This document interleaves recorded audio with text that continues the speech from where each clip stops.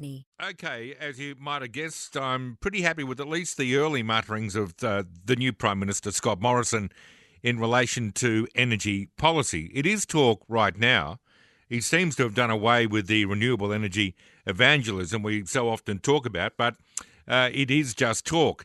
But how far is he going? Scott Morrison did contradict himself a little bit this week, it has to be conceded. He said, despite this focus on getting energy prices down, our Paris targets can easily be met, he said at a canter, without implementing an emissions reduction policy. Really? Well, he thinks that the amount of renewable technologies already in the system that are not being subsidised will allow us to reach 26 to 28% reductions in line with Paris. So clearly it sounds like he's got no intention of leaving Paris behind. This is interesting. I thought I'd get Malcolm Roberts' take on this. You'll know the former senator, an expert in this area, a member of Pauline Hanson's One Nation that sadly is not in the Senate now but will recontest at the next federal poll. I know that he's been travelling around central, southern, western Queensland to talk to people in rural communities direct about just what impact there's been on properties, and there's one or two, sad to say, beauties that we might raise during this conversation, and it is, beauty in the most negative of senses. He's on the line. G'day, Malcolm. G'day, Luke. How are you? Good, mate. What about you? You're out of Charleville. Yes, we just got in to a grazier's place here, just north of Charleville. We've been from Brisbane. We went straight west to Charleville and then out to Birdsville. Listened to Aussies from all over Australia there. Had a good time as well. And then went north up to Boulia, then east to Winton, up to Longreach, and stayed at a shearer's quarters there for about 4 days and listened to people in town. I'll tell you something else, Luke. It's really interesting. You know, it's wonderful that the people are getting together around the country and supporting the farmers. But the people in regional cities and regional towns are really doing it tough, because when the farmers haven't got cash, then the businesses suffer, and the government has pulled people out of the towns, and regional Queensland's really hurting. And I'm guessing the same in New South Wales, mate. I'm sure that's right. They say if you can go away to a regional part of either state for the weekend and just buy some stuff, you'll be helping people out. And we often forget that, Malcolm, don't we, that these farmers support a whole big community around them. Correct, and that's a really good point that you mentioned. When some of these drought appeals, that they're doing the right thing, but then they, instead of sending cash to the farmers or a voucher that they can only buy goods in the town, some of them are sending packages, and that means that the local businesses don't get the benefit of those purchases in their town. So, so it's really good when people send cash to the people and to the farmers, and then the farmers spend it in their area. Yes. What's your take on Morrison? What's your take on the new direction, if it is a new direction? Are you encouraged or still concerned? No, very concerned, really concerned, because Morrison's just playing smoke and mirrors again. You know, the Liberal Party has a history of this. The real people who need to be held accountable on this are the people who've told the climate lies, and that's Labor Party, under Kevin Rudd in particular, and also Julia Gillard. We know that Julia Gillard lied. But even Kevin Rudd admitted that in his cabinet, he only admitted this after he got the boot the first time, and he admitted that several of his cabinet didn't agree with having an emissions trading scheme. He admitted that.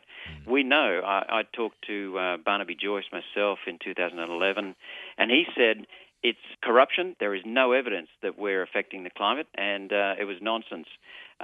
He then was the best and most outspoken speaker against this rubbish, and he really went to town on it. You might remember him, very colourful, very effective. Yes. As soon as he got into cabinet, mate, he zipped his lip. Yeah, it's funny, that, isn't it? But now he's coming out again and starting to talk, and just very lightly.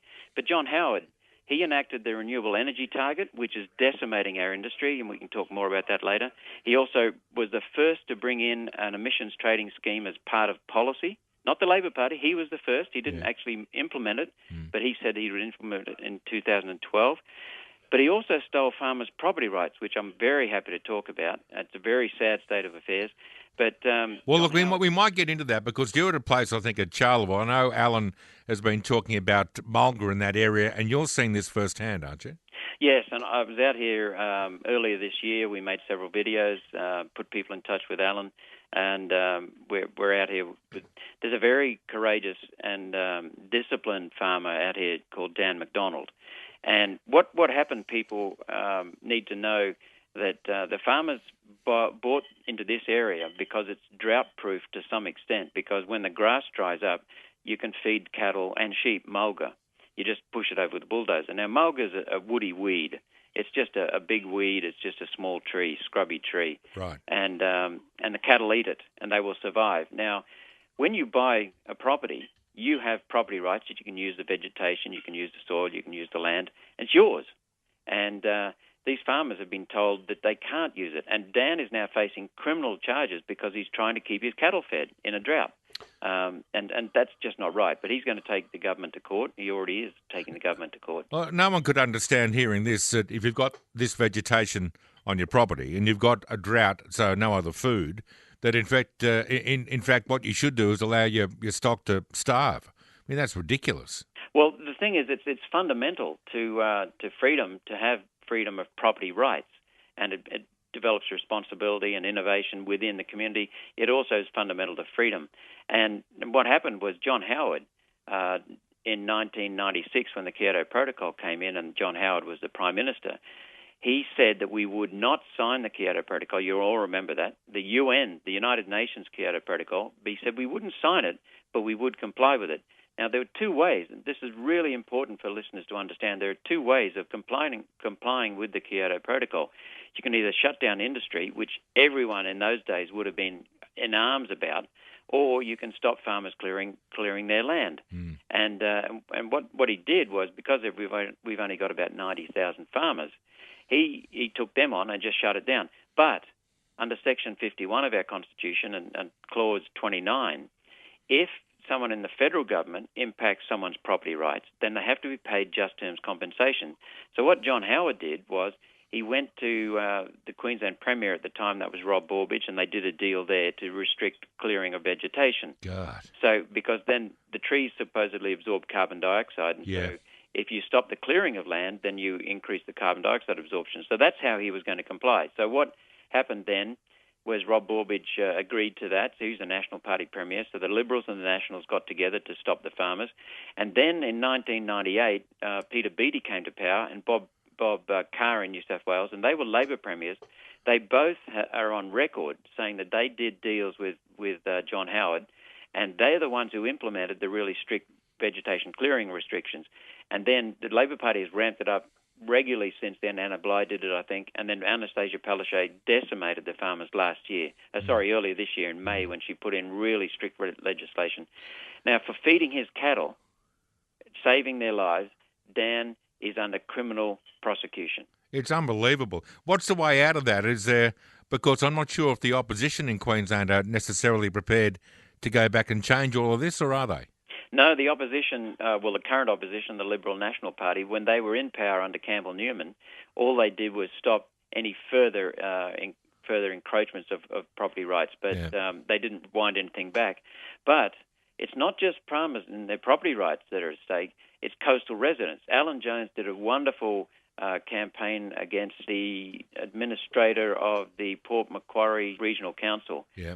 Port Macquarie and Hastings, I think it's called, but because they were going to resume land of people along the coast just at Lake Cat-Eye, up in the northern central coast. Mid-North Coast, yeah. Mid-North Coast, thank you. And these were people in their 80s, and they were on the front line in the coast there, but they were on above a 7-metre high cliff. They had no threats. But they were going to resume their land and stop them from building. They're going to resume their land. These people had retired, spent all their life working, and they'd retired, everyday Aussies. And as I was leaving town, mate, I thought I'd go and check around the creeks.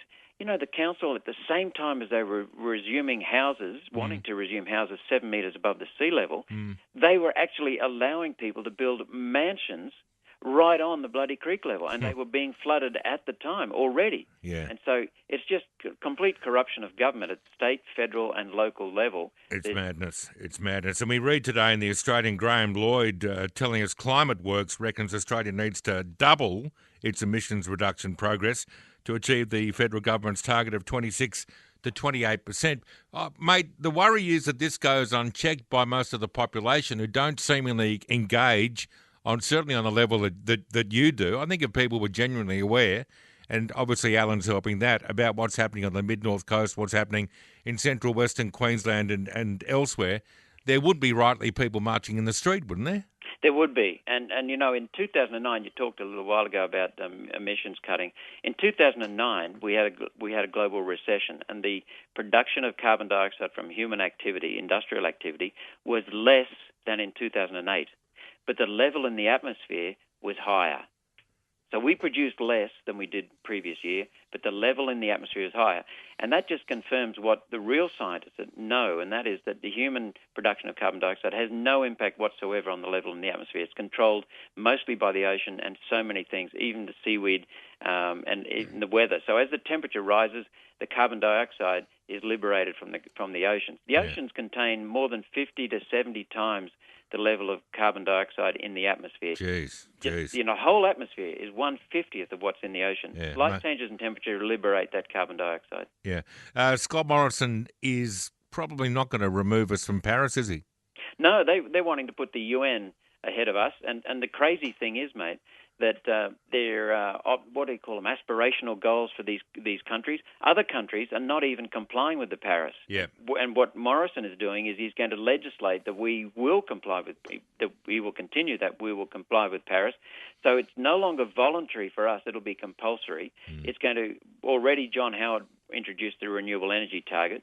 It wasn't the Labor Party, it was John Howard. The Labor Party told the lies on this climate and set it up as an issue, and then John Howard followed suit. So the Liberal Party has been gutless. We know that the majority of Liberals are against this, but only a few brave people like Craig Kelly, Tony Abbott, You're right. against it. You're right. And former Prime Minister Howard, I guess, was to some extent, was he, snookered by what Rudd and others were doing, and perhaps wrongly thought that playing copycat here will, save the furniture. That's correct. But, here's the startling thing. Yeah. In 2013, he gave a lecture at the Global Warming Policy Foundation in Britain, which is a large skeptic organisation. They don't think we should be doing what we're doing, and it's very highly regarded.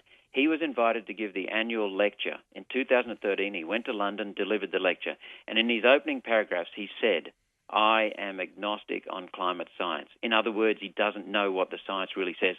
Mate, when your Deputy Prime Minister a few months ago, Barnaby Joyce, admitted that there's nothing there in the way of evidence proving that we're affecting the climate through our industrial production, when John Howard said he doesn't have the science that says that, what the hell are we doing in this country? Yeah, it's a good point. We're exporting our coal. They're generating electricity and selling it cheaper after transporting our coal thousands of kilometres. They're selling our electricity in Asian countries cheaper than we can now because we've got this nonsense about renewable energy target. Yeah, it's exactly. crazy. We're killing our jobs. All right, mate. Well, we're going to need you back in the Senate next time around. No doubt you and I will talk plenty of times before that, but I just don't see, if we've got Labor and coalition majorities, sweeping majorities in both houses, I can't see a way forward other than if people like you aren't there to interrupt. Well, what we need is more strength in the Senate with One Nation, because we're the only ones who stand up and tell the truth. We say what people are thinking because we go and listen so much. That's what we're doing out here in Western Queensland for the last week and for the next week and a bit. Well, more than that, mate, you're putting Australians first, and many of us are sick to death of running second to the United Nations. Can I give you one more little incident? Please do. There are two incidents of farmers closer to the coast, not out here in the west, but closer to the coast, who normally grow hay for fodder. In the drought, you need lots of bloody hay. You know what? They're not even planting this year because of electricity prices. Electricity prices to run the pumps for irrigation.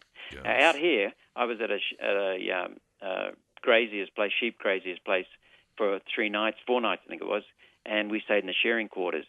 And he showed us a trough that he and his wife had built, a water trough. They had a power pole installed, the previous owners, in the 80s. They'd never connected it. What he wanted to do was connect the pump there to the electricity, and he looked at the price, and it's just ridiculous. So he's not even going to connect electricity, even though it's connected to his property. He won't connect it to that pump because he just can't afford to do that.